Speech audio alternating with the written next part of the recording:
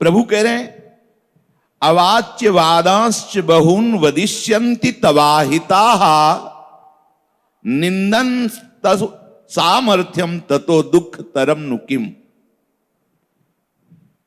ये तेरे जो द्वेष करने वाले लोग हैं ना, इतनी अशांति पैदा कर देंगे कि तुम सह नहीं पाओगे। तेरी निंदा करेंगे, सामने बड़ा वीर बनता था, हम परमार्थ पथ पे चलेंगे, भजन करेंगे, और पीला पहन लिया, लाल पहन लिया, वृंदावन वासी हो गए। क्या हुआ? आ गए ना लौट के वहीं। नाटक। ये हमें जो कर्तव्य प्राप्त हुआ है उस पे हमें सुदृढ़ होना है। जब हम कर्तव्य पे चलते हैं फिर हमारी कोई निंदा करता है तो वो निंदा दुख प्रदान नहीं कर सकती, क्योंकि हम सत्य मार्ग पर चल रहे हैं, अपने कर्तव्य का पालन कर रहे हैं। पर यदि हम कर्तव्य से विमुख हो जाए फिर हमारी निंदा हो तो असहनीय, फिर आप सह नहीं पाएंगे। द्वेषी जन आपसे जब द्वेष का बर्ताव करेंगे, वो आप परमार्थ से, अपने परम कर्तव्य से विमुख हो गए तो किसके बल पर सहेंगे? फिर वो असहनीय हो जाएगी। बहुत से ना कहने योग्य वचन तेरे लिए कहेंगे। निंदन तव सामर्थ्यम, तुम्हारी सामर्थ्य की निंदा कर, ततो दुख तरम नुकिम, इससे बड़ा और क्या दुख होगा। ठीक भगवान को तुरंत अगला श्लोक बोलना पड़ा। बोले सुख दुखे, अभी है भगवत प्राप्ति, सुख दुखे समय कृत्वा लाभा लाभौ जया जयौ ततो युद्धाय युज्यस्व नैवं पापमवाप्स्यसि। हे अर्जुन, अब मेरी बात सुन। जय पराजय में, लाभ हानि में, सुख दुख में तुम समान भाव रखो। अब आ गई साधना। यह है परमार्थ का स्वरूप। जय पराजय में, लाभ हानि में और सुख दुख में समय कृत्वा, समान भाव लो। ये महात्मा का लक्षण है, ये परमार्थी का लक्षण है, भगवत प्राप्ति के मार्ग में चलने वाले उपासक का लक्षण है। बहुत सुंदर बात भगवान ने बताई। इसलिए करुणा करके भगवान आगे का श्लोक जो बोले, ये समस्त उपासकों के लिए है, परमार्थ के पथिकों के लिए, चाहे वो गृहस्थ हो, चाहे विरक्त हो, चाहे वो ज्ञान मार्ग के हो, चाहे भक्ति मार्ग के हो, चाहे कर्म मार्ग के हो, सबके लिए इस श्लोक परम पद में आरूढ़ करने के लिए भगवान ने कहा है। प्रभु कह रहे हैं कि कोई भी कार्य होता है तो उसमें सबका उत्साह होता है जय प्राप्त हो। खेल हो, कोई भी व्यापार हो, कुछ, उसमें मैं सबसे श्रेष्ठ हूं और विजय प्राप्त करूं। अगर मैं अमुक कार्य में लगा हूं तो वो सफल हो ही जाना चाहिए। तो जिस कार्य की सफलता के लिए आप इतना दृढ़ हो रहे हैं उसका फिर फल होगा। कार्य की गरिमा को देखते हुए, जैसे युद्ध की गरिमा को देखते हुए बता दिया कि आखिरी हद स्वर्ग, और जीते तो पृथ्वी लोक। आगे भगवान नहीं बोले कि तुम तप लोग जाओगे, जन लोग जाओगे, महार लोग जाओगे, ब्रह्म लोग जाओगे, या वैकुंठ जाओगे, या मेरे साथ, ऐसा कुछ नहीं बोला। क्योंकि कार्य सफलता, लेकिन जो भगवत मार्ग का उपासक होता है वो केवल कर्तव्य कर्म का पालन करता, सफल हो या असफल हो उससे, तभी वो भगवत प्राप्ति के मार्ग में चल पाएगा। ध्यान रखना, भगवत प्राप्ति के मार्ग के उपासक के हृदय में ये काम सफल ही हो जाना चाहिए, ऐसा नहीं। कार्य में प्रमाद नहीं होगा, प्रमाद नहीं होगा, हो ना हो ऐसे नहीं, सांगोपांग करेगा। पर अगर सफल नहीं होता तो उसमें उसको कोई परेशानी नहीं होगी, क्योंकि वो स्वयं कर्ता भाव नहीं है। प्रयास प्रभु की प्रेरणा से हुआ और वो हार गया, नहीं जीता, तो उससे जैसा जीतने में था वैसा हारने में उसे कोई फर्क नहीं। अब ये केवल परमार्थिक साधन है, व्यवहार में ऐसा नहीं है। अगर वो हार गया तो जीतने वाले का विनाश सोचेगा। शाम के प्रधानी में वो जीत गया, सुबह खेतों में सोच गए, वहां मार दिया गया। पीछे की घटना ये भगवत प्राप्ति के लिए, परम पद में आरूढ़ होने के लिए कोई भी कार्य जो आप संसारिक भी कर रहे हो उसको भगवत भाव से करो और सम भाव लाओ। हारे तो जय श्री राधे और जीते तो जय श्री राधे। प्रभु ने कहा जया अजयो, विजय में और पराजय में। विजय में लाभ होता है और पराजय में ऐसा लगता है हानि हो गई। तो प्रभु ने कहा लाभा अलाभौ जया जयौ। विजय और हार में, तो विजय में लाभ दिखाई देता है और हार में हानि दिखाई देती है। तीसरा शब्द प्रभु ने कहा सुख दुखे। लाभ में सुख, विजय, लाभ, सुख, हानि हार में अनुभव होती और दुख ये संसारी पुरुष का लक्षण है। प्रभु कह रहे हैं यदि इस श्लोक के परिणाम से असंतुष्ट हो तो आओ तुम्हें मैं ये बात बताता हूं कि हार और जीत में, लाभ और हानि में, सुख और दुख में समान भाव कर लो तो ये समता तुमको मेरी प्राप्ति करा देगी। कार्य युद्ध का है, कर्तव्य का, लेकिन उसमें सम हो जाओ तो तुम मेरे को प्राप्त हो जाओगे। शरणागत भक्त इसी श्लोक को अपने जीवन में समाहित कर लेता है। कुछ भक्तजन ऐसे होते हैं जिनके हृदय में कामना होती है, मुझे अमुक वस्तु मिल जाए, अमुक पदार्थ मिल जाए, पर वो केवल प्रभु के आश्रित होकर। ध्यान रखना, बहुत ध्यान से सुनना, क्योंकि ये हमारे भक्ति की दृढ़ नींव है। अगर ये हिल गई तो फिर चल नहीं पाओगे इस मार्ग में। भक्त के हृदय में अभी वो स्थिति तो आई नहीं, तो चाह होती है। चाह का मतलब होता अभाव, अभाव में ही चाह होती है, समझ रहे? कमी में चाह होती है। कमी का अनुभव देह को लेके होता है। एक एक बात समझते जाओ। चाह कहां होती है? जहां कमी होती है। जहां कमी है वो क्षेत्र क्या है? देह, स्थूल देह, सूक्ष्म देह, कारण देह, स्वरूप में नहीं। अब उसे स्वरूप का ज्ञान भी नहीं है, देह भाव में है, पर परमार्थ में चलना निश्चय कर लिया है, कामनाएं उसके अंदर है। अब उसे क्या करना चाहिए? उसे दृढ़ विश्वास कर लेना चाहिए कि मेरी कमी की पूर्ति, अभाव की पूर्ति, चाह की पूर्ति प्रभु करेंगे। ठीक? क्योंकि वो सबके समुद्र हैं। ज्ञान की चाह हो, भक्ति की चाह हो, आनंद की चाह हो, ऐश्वर्य की चाह हो, जो भी चाह हो उसके वो समुद्र हैं। विश्वास उस भक्त को होता है कि मेरी चाह प्रभु पूर्ण करेंगे। अब वो ये इस विश्वास के साथ ये निर्भरता हो जाती कि यदि वो मेरे लायक चाह होगी तो पूर्ण करेंगे, नहीं तो नहीं करेंगे। अच्छे से समझते जाना तो आपका परमार्थ भगवत मार्ग पुष्ट हो जाएगा। वो उस एक छोटे बच्चे की तरह प्रभु के ऊपर निर्भर होकर विश्वास करता है। जैसे छोटा शिशु बिस्तर में पड़ा है, लघु शंका कर दी है, ठंडी का समय है, गीला हो गया है। अब वो ये जान नहीं पा रहा कि मैं इससे कैसे निवृत्त होऊं।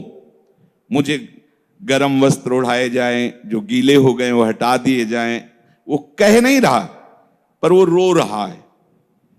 रोना सुनकर के मां आती है और जब उस दशा को देखती तो वस्त्र बदलती है, उसको दुलार करती है, हृदय से लगाती है। ऐसे ही भक्त को आवश्यकता तो जान पड़ी कि ऐसा हो जाता तो अच्छा है, चाह जान पड़ी, कमी जान पड़ी। ये उत्तम भक्त की बात हम नहीं कर रहे। इस शरीर भाव को लेकर प्रायः इसी में अपनी कुछ संकट हैं, अपनी कुछ चाहे हैं, अपनी कुछ मान्यताएं हैं, धारणाएं हैं। अभी ये निर्भर भक्त नहीं है, पर उसी मार्ग में चलना है इसे। तो कैसी धारणा करे कि सब कुछ देने में समर्थ मेरे प्रभु हैं। अब अपनी चाह मैं प्रभु के चरणों में समर्पित करता हूं। क्या मेरा मंगल होगा इस चाह से, या कैसे इस चाह की पूर्ति होगी और होनी चाहिए कि नहीं, ये सब बातें प्रभु के ऊपर हम छोड़ देते हैं। हम चाह तो नहीं छोड़ पाए, पर इस चाह को प्रभु के ऊपर छोड़ देते हैं। और वो सर्वज्ञ है, सर्वशक्तिमान है, वो आपकी बात जानते हैं। अब वो प्रभु क्या विधान करते हैं ये तुम्हें केवल देखना है और उस विधान में संतुष्ट होना है। ये बात पकड़ना है आपको। प्रभु के द्वारा किए हुए विधान में तुम्हें संतुष्ट होना है। यदि असफलता से तुम्हारे हृदय में संसार के प्रति वैराग्य होकर भगवत प्रेम प्राप्त करने का भाव सुदृढ़ प्रभु देख रहे, तो कभी तुम्हें सफल नहीं होने देंगे। हर जगह तुम्हें असफल होगा। तब लगेगा तुम्हारे अहंकार को कि मैं नीच, किसी काबिल नहीं, त्राहिमाम शरणागत, सोई उठा लेंगे। ध्यान रखना, ऐसा मत अविश्वास करना कि भजन करता हूं, प्रभु की शरण में हूं, मेरी चाह पूरी नहीं हुई, जब देखो जहां देखो वहीं असफलता। इसका मतलब है कोई प्रभु नहीं है, कोई मेरी बात नहीं सुन रहा। ऐसा मत मानना। वो असफलता दी ही जा रही परम सफलता के लिए। अगर असफलता में असंतुष्ट हो गए तो विश्वास डगमगा जाएगा, और विश्वास डगमगाया तो भक्ति मार्ग छूट जाएगा। कहां प्रभु, वर्षों से चाह लिए बैठा हूं और इतना इतना सब, आज तक कहीं कहीं कोई सफलता नहीं दिखाई दे रही। वो निर्णय प्रभु के ऊपर छोड़ देता है भक्त। और दूसरी कोटि का भक्त, जिसे भक्त कहते हैं, अभी वो भक्त बनने वाले की बात कहेंगे। जो दूसरी कोटि का भक्त होता है, प्रणाम है ऐसे भक्त को। वो केवल केवल भजन करना चाहता है, बस।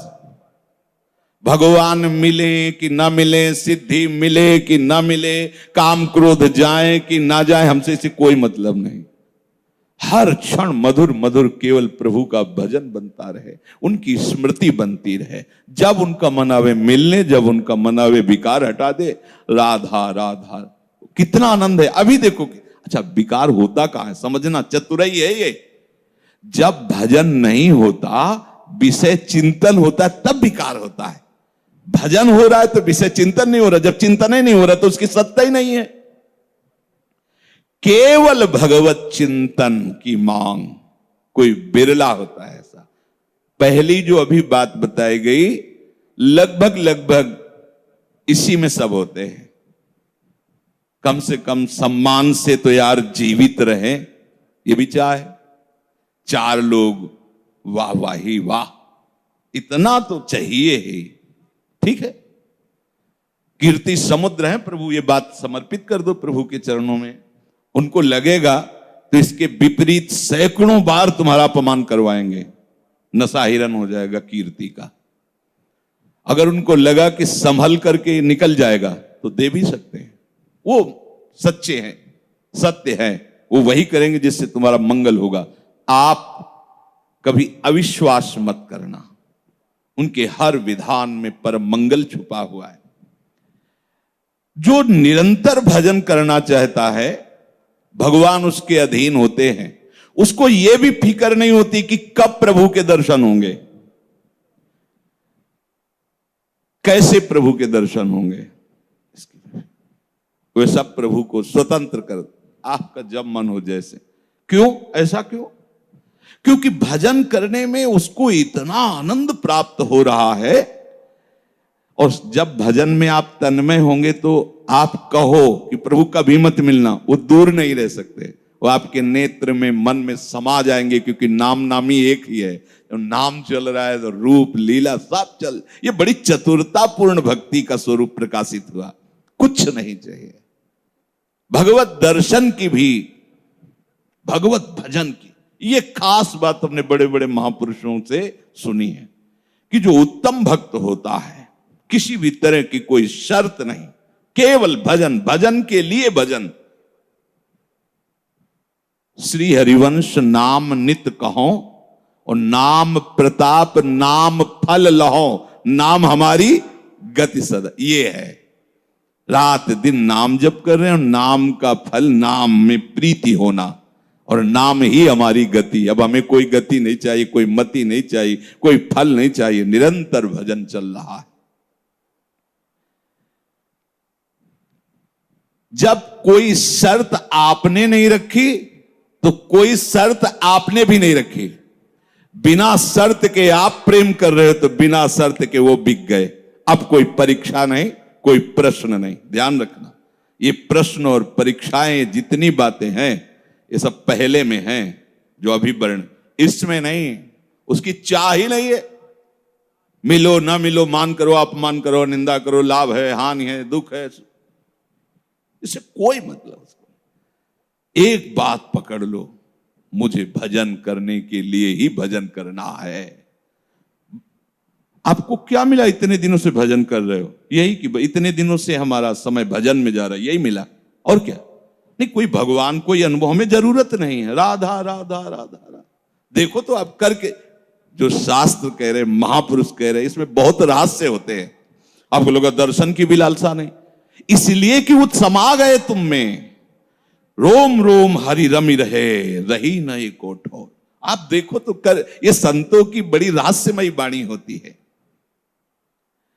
भगवान स्वयं मिलने के लिए व्याकुल रहते हैं ऐसे भक्त से, मिलने के लिए। भगवान स्वयं सेवा का अवसर देखते रहते, तभी मल भरी लंगोटी धो रहे हैं। ये बहुत ऊंची भक्ति का स्वरूप है। जैसे स्नेहमयी मां समर्पित बालक के प्रति हर क्षण उसी का चिंतन करती रहती है, ऐसे ही वात्सल्य समुद्र भगवान हर क्षण उस भक्त का चिंतन करते रहते, जिसकी कोई शर्त नहीं, कोई मांग नहीं, बस केवल भजन के लिए भजन। संसार में देखने को मिलता है कि एक अल्पज्ञ, अल्प शक्ति वाले को भी जब अपना मान लेता है या उस पर विश्वास कर लेता है तो निर्भय हो जाता है। जैसे एक पत्नी पति को, या किसी बलवान को एक परिवार ने दूसरे किसी बलवान को, या जैसे कोई रोगी किसी डॉक्टर को, अब वो क्या औषधि दे रहा कोई परिचय नहीं, पर उसने कह दिया हम ये डिग्रियां प्राप्त किए, इस रोग के हम ज्ञानी हैं, हम जो औषधि देंगे बिल्कुल निश्चिंत हो जाओ, आप रोग मुक्त हो जाओगे। हम विश्वास कर लेते हैं और कहीं ना कहीं हमारे हृदय से बह जाने लगता है कि अच्छा डॉक्टर मिल गया है, लेकिन वो धोखा है, वो अल्पज्ञ है, उसको एक सीमा का ज्ञान है। और असीम ज्ञान वाले प्रभु, आज तक प्रभु के द्वारा कोई धोखा नहीं हुआ किसी के साथ, कहीं कोई इतिहास में ऐसा नहीं। मंगल भवन है, जिनको तीक्ष्ण बाणों से बेधा, उनको भी ऋषि मुनियों के द्वारा वांछित परम पद प्रदान किया, ऐसे मंगल भवन है।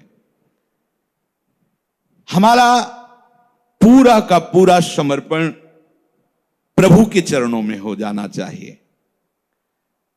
ये वही कर सकता है जिसका ध्येय बन गया है संसार से मुक्त होना। कोई भी लौकिक पारलौकिक पद, ऐश्वर्य, भोग सामग्री, अगर आपके हृदय में इनका स्थान है तो आप पहले जो वर्णन हुआ उस कोटि के भक्त हैं, तो उसके लिए भी उपाय बता दिया। समर्पित करके निश्चिंत हो जाओ, जैसा विधान हो रहा है दुख सुखे समय कृत्वा लाभा लाभो जया जयो। वो चाहे सफल हो या असफल हो, लाभ हो या हानि हो, सुख या दुख हो, समान रखना, क्योंकि वो सर्वज्ञ है, वही विधान करेगा जिससे तुम्हारा मंगल होगा।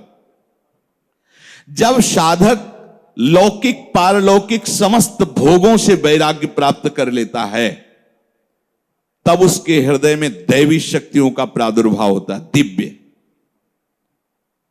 उसका अंतःकरण एकदम निर्मल शुद्ध सात्विक होने लगता है। इंद्रियां स्वाभाविक अंतर्मुख रहती हैं, बहिर्मुखता नष्ट हो जाती, क्योंकि चाह से ही बहिर्मुख होता है। घर से बाहर कब निकलता है? जब काम होता है। अब काम है नहीं, चाह है नहीं, तो इंद्रियां अब अंतर्मुख हो गई, बहिर्मुख नहीं। मन को विषय अच्छा ही नहीं लगता। कैसी सुंदर स्थिति है। मन को विषयों से हटाते उसी में चिपकता है, क्योंकि मलयुक्त है। और जो केवल भजन के लिए भजन करता है, उसकी इंद्रियां अंतर्मुख हो जाती है, हृदय पवित्र हो जाता है, मन विषयों की तरफ जाता ही नहीं है। आई बात देखो।